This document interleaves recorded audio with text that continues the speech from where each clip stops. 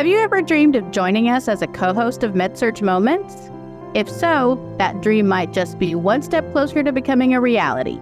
Soon, AMSN will be initiating a nationwide search for 2 new co-hosts to join our Med-Surg Moments team. Wait, don't they need a whole bunch of podcast experience like us? Eric, they'll need exactly as much experience as we had when we started, which was 0. So if you're listening, don't worry, no podcast experience is required. Just a passion for Med-Surg nursing and an AMSN membership. Keep a close eye on your email in early November, as AMSN will be sending out a co-host survey application to all AMSN members. Complete the application by the deadline to take the first step in the co-host selection process. The email and survey application will also include everything you need to know about the time commitment and the volunteer term. So keep an eye on that inbox in early November, and good luck. On this episode of Med-Surg Moments, Today we're going to be talking about non-nursing experiences that can enhance your nursing practice. The public speaking skill set definitely was honed in on when I was a teacher, and it became a very natural thing in the patient. Even just speaking in front of a room full of people could be very, very anxiety-ridden for some people that are used to it. It does matter what you've done in the past. Like if you had like a non-nursing experience, it will enhance or add up to what you do as a nurse. I've done event planning. I've been a mascot. I told my kids that I've been a mascot. That's amazing. I did customer service. I used to do returns for a big box store. That's kind of how I relate to my nursing experience.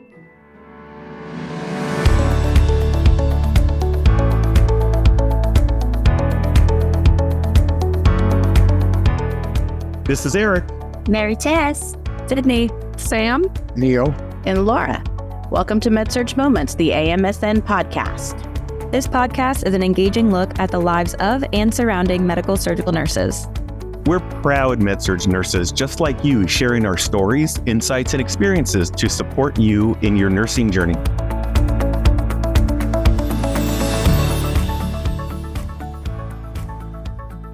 Our topic today is non-nursing experiences that enhance your nursing practice. But as always, why don't we start with some personal updates? Neil, we have missed you terribly. Why don't you go ahead and get us started? it's great to be back. It has been a minute, and life has kept me busy in many good ways. Initially, my mom had her left hip replaced.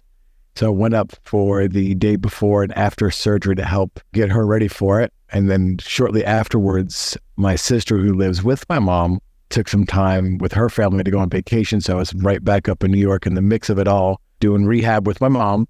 And our last time I was on, I had mentioned getting the Nursing Excellence Award at my hospital, which spiraled into being recognized as one of the top 100 nurses in North Carolina. So I have a black tie affair at the end of September, very excited about. And finally, the best news probably I've heard of all the roses in my life right now. It is my last semester of my master's in nursing education. And I am so pumped for the next 7 weeks. So lucky to have an awesome preceptor. Sarah, if you're ever listening, I appreciate you so much for working with me and all the insanity this has taken. All of us here that are in school, and Eric, one day when you join the posse here and being in school for the 100th time, it is like the rose and the thorn in the whole same movement, because it's like bittersweet. It's so painful. It's a thorn in the side, but it's the beautiful rose you get to smell at the end. So hopefully by, I believe it's October 19th, I will have finished class and we'll walk in December and hopefully plan a fun winter beach party. Maybe Eric, to inspire you, I'll invite you down. You could be my +1 for graduation. I'm down. That sounds great. Eric, what have you been up to? This last couple weeks, I actually was reconnecting with some family. So I just had a lot of family time, siblings, parents, just people I haven't seen for a bit, but nothing noteworthy, unless you're me. I've just been taking it one day at a time and working on my mental health. How about you, Maritess? What's going on new with you? Eric, I really admire your candor and the humor that you share. It's admiring. Going to school like I have, and then you'll have plenty of time. I just fall and bust your butt at work. Yeah. Yeah. You're very funny and witty and a lot of wisdom. You find humor in it, but also there's a lot of deep message in it. Keep sharing that. But also, Neil, congratulations. Another step. No more. Going back. I said that before. No more. I said that No. before. No, I made a promise to my mother, and she'll kill me, literally, if I go back. She said she'll disown me and then kill me. Well, we can't have that. Now it's premeditated, though. This is recorded, so. But congratulations. I'm already looking at getting my nurse educator certification. I already got my program picked out, yeah. That is awesome. That's awesome. Well, as for me, updates, I did share last time the kids are going back to in-person brick and mortar public school. And yes, they did. And first day of school, they already shared with me they feel like they want to go back to homeschooling.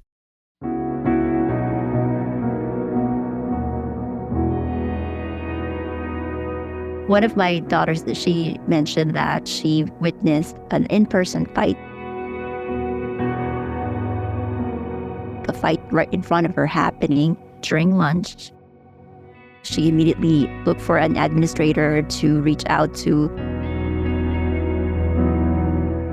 I'm like, great, good job, because you don't want to be that person in the middle of the fight. So she called someone and then things happened.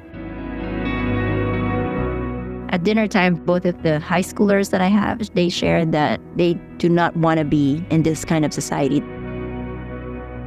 I said, this is the reason why you still need to be in school. This is the reason why you need to develop those skills socially to be with other people, because they're not going away. When you go to work, this is what you're going to see as well. So you just be the person who you are and just be yourself. Be the light, be that positive person. It doesn't matter how many bad people out there or bad situations that are happening out there. You just continue to be that person to do the right thing all the time. You'll never know what's going to happen and what change is going to happen when they see that. They're like, Mommy, you're like a Hallmark card.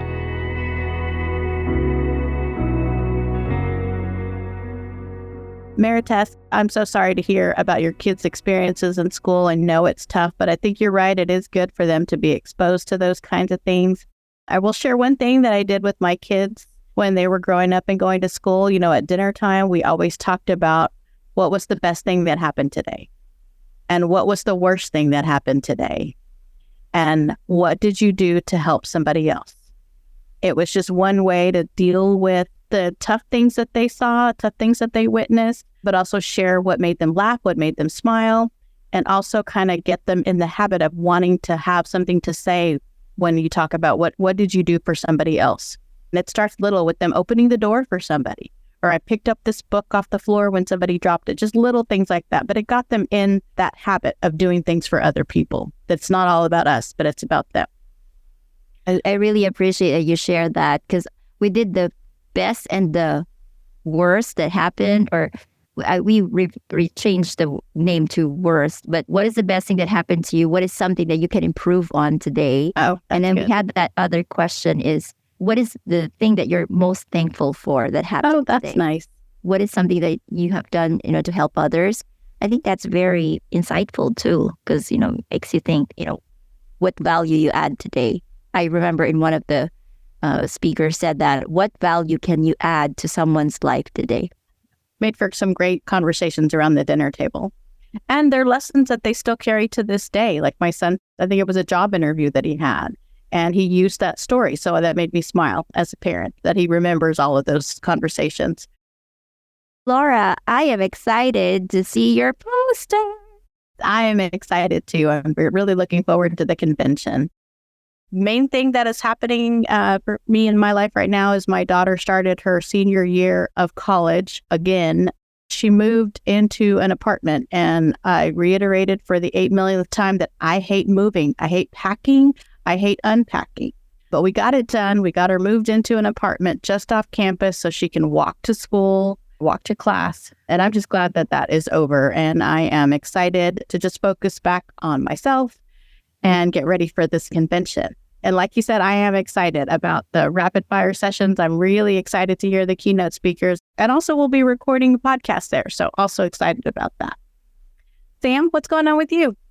Well, it sounds like everybody's having so much fun dinner table conversation. It'll be something for me to look forward to with Theo when he grows up.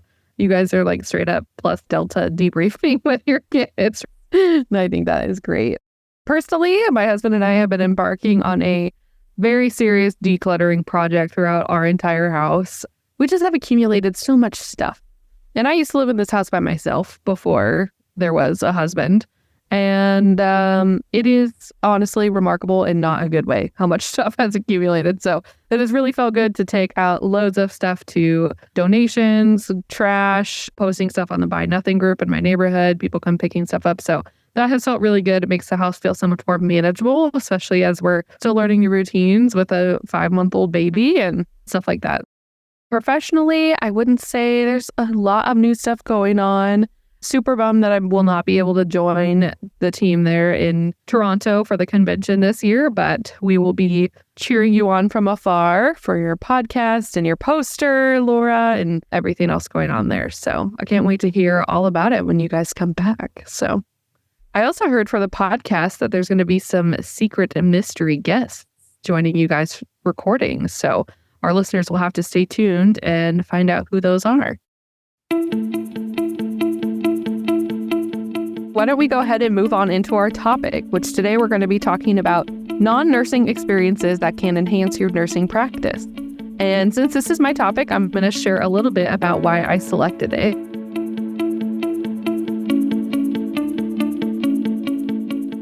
So I knew pretty early on that I wanted to go to nursing school. I think I've mentioned before, I come from a long line of nurses in my family. My mom's a nurse practitioner. Her dad was a CRNA. My grandma's also retired as a nurse, so a lot of nursing in my family, and I decided that that was the path I was going to take.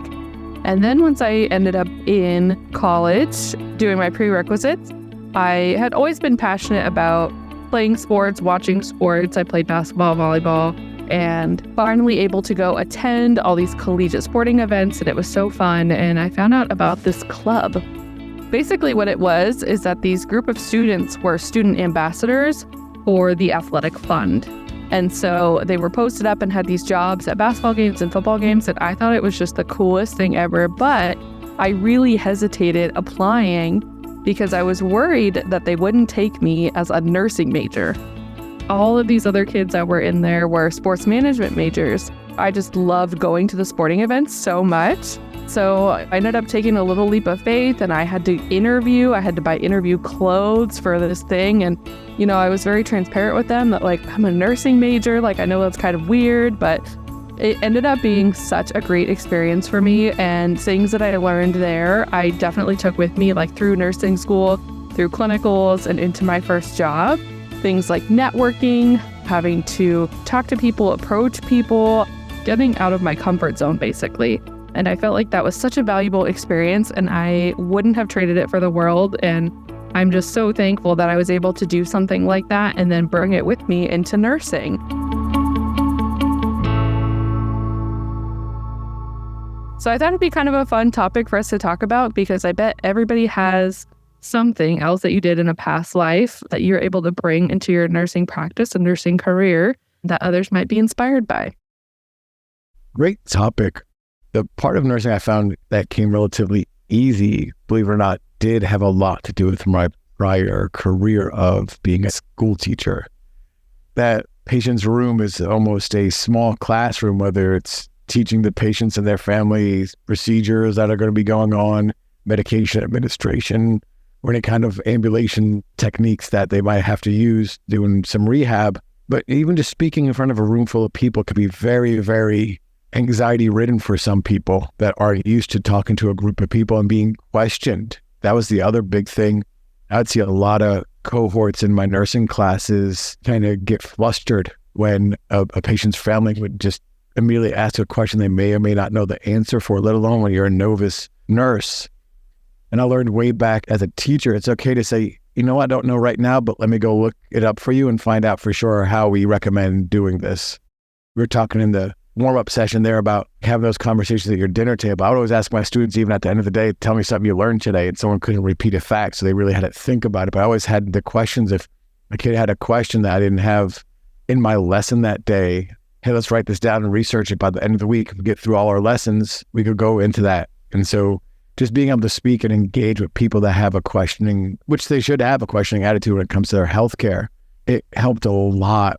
Actually, it was easier to speak in front of 20, 25 kids as opposed to 2 to 3 adults sometimes that are in the room with very intense questions. So I think public speaking through being a teacher was a gift I brought forward.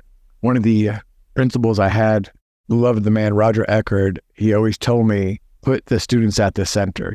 And I've always taken that into nursing. Don't say the assignment, you can't handle the assignment. The patients won't get the care they need if you have this many people with this many needs.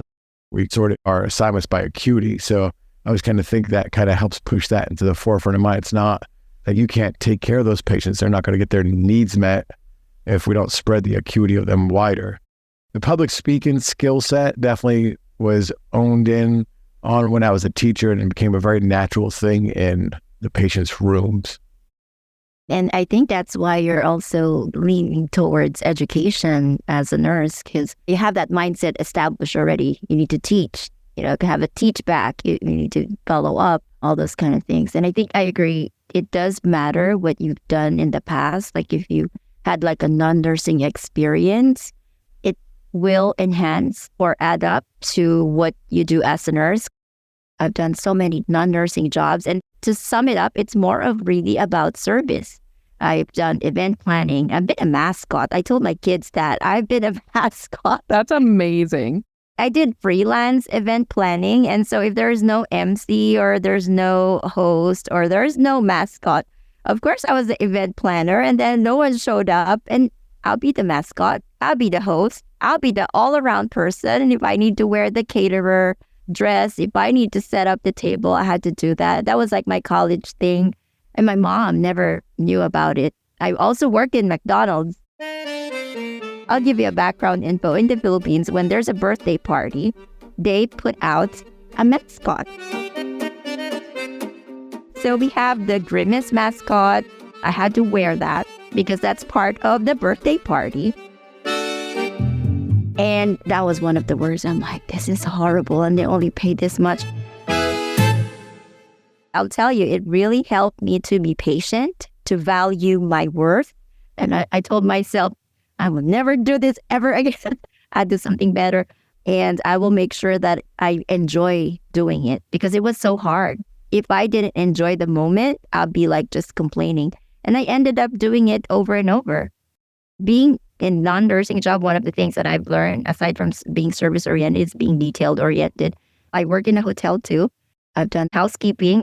Being detailed-oriented and follow-up, that's one thing that I've learned. Being a service-oriented person, you have to do the service, but also you need to make sure that you've done the service correctly. You have that detail and you have the correct follow-up.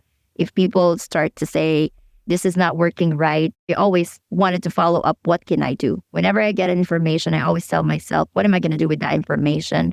Who needs the information most? So a lot of those soft skills were really, I would say, developed before I became a nurse. So when I was already nursing, it's really more of enhancing the nursing skills.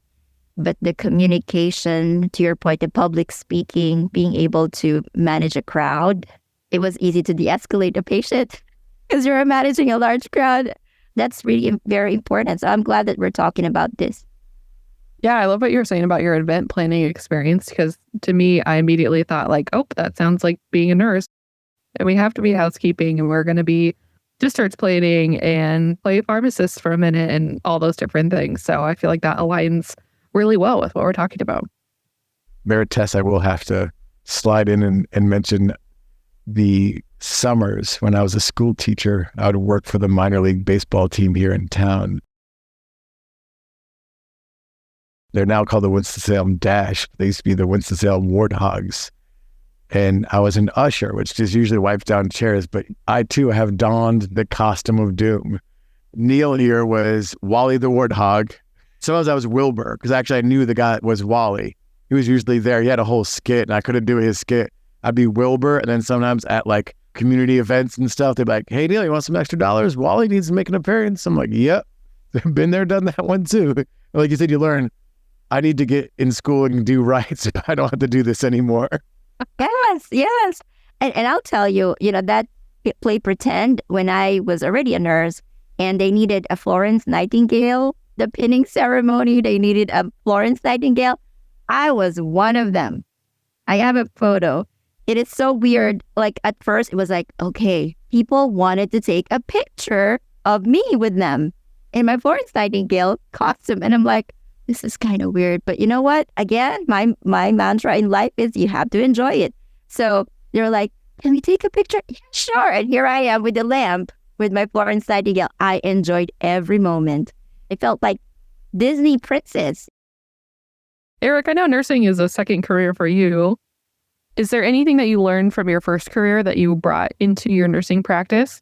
No. I want to thank everyone for logging in today. No, I'm kidding. I was actually I think it was my second year of seminary school. And so we were in a theology class. And I had this awakening. No, I'm kidding. I did customer service. I used to do returns for a big box store. That's kind of how I relate to my nursing experience. Every 2 minutes, there's a problem or someone's going to come yell at me. How can I diffuse it? I just think it's so fun. So I think that kind of experience, just constantly being not attacked sometimes. And how can you get your way out of it?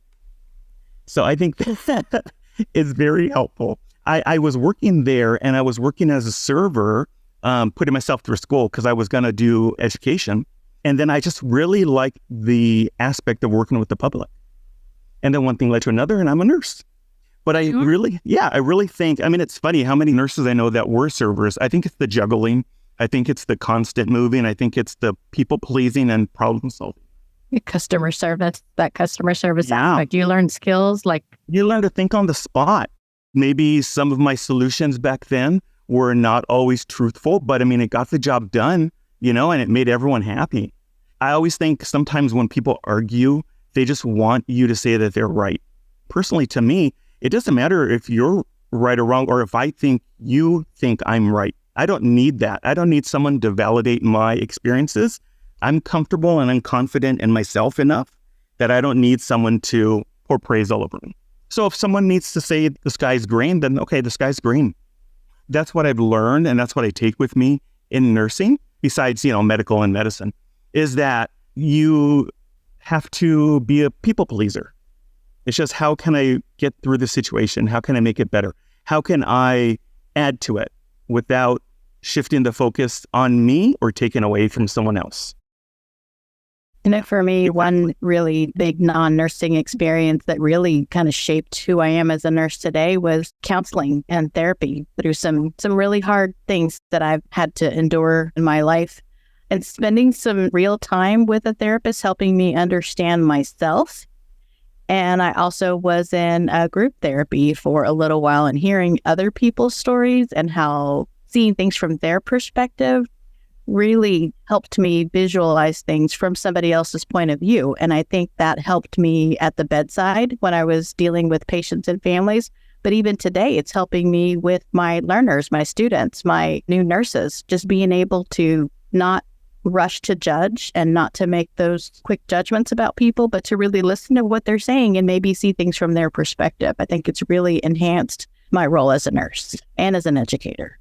Yeah, that's true, because what you've experienced isn't necessarily what someone else is experiencing. Your upbringing, I catch myself with that all the time too. And that's something I always try to stay really diligent on. But I feel like if I don't, it kind of slips away. Like, I don't want to be upset at someone because they don't understand what I'm thinking. Just because I'm thinking it doesn't mean that's how they perceive it. And you got to remember that.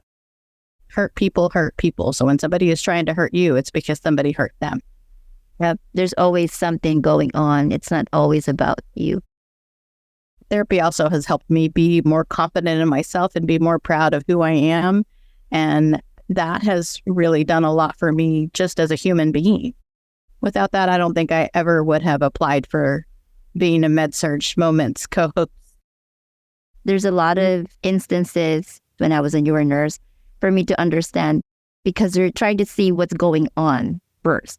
And then at some point you realize, oh, you know what? I need to really take care of me. I need to really take care of me first before I can take care of others. I love how everybody's been able to offer kind of some different perspective, because it's not just only your past work experience, but just things as you go through your daily life can really shape how you build yourself as a nurse, whether you're new graduate, whether you've been in the game for a long time. There's always going to be things that are going to impact how you practice and the way that you carry yourself as a nurse. This has been a really interesting take, I guess, on everybody's perspective on this topic. So the conversation went a little bit different than I thought it was going to, but I think it's been really great. You never really know what people's past experiences were before they became a nurse and became your team and your coworkers. And so just kind of keeping that perspective fresh in your mind can help build teamwork and enhance your own nursing practice that way too. So we are just about out of time, but for our listeners, I encourage you to think about your past skills or experiences and how they can be applied to your nursing practice today. Who knows, it might be exactly what you or your unit needs, or simply a reminder of how far you've come in your life and your career. Thanks for joining us, and we will see you guys next time. We look forward to connecting with you on the next episode of Med-Surg Moments, the AMSN podcast. In the meantime, we encourage you to subscribe to Med-Surg Moments wherever you listen to podcasts. To reach us, use hashtag Med-Surg Moments on your social posts. Or send us an email at amsnpod@amsn.org. That's amsnpod@amsn.org. We're all AMSN members, and if you love Med-Surg Moments, we invite you to become a member of AMSN. You can learn more at www.amsn.org. Finally, the content within the Med-Surg Moments podcast represents the views, thoughts, and opinions of the co-hosts and may not necessarily reflect the views, thoughts, and opinions of the Academy of Medical Surgical Nurses. Until next time, this is Eric, Laura, Maritess, Neil, Sam, And Sydney. And always remember, Med-Surg Moments is a moment in our lives and a moment in our Med-Surg careers that makes a huge difference.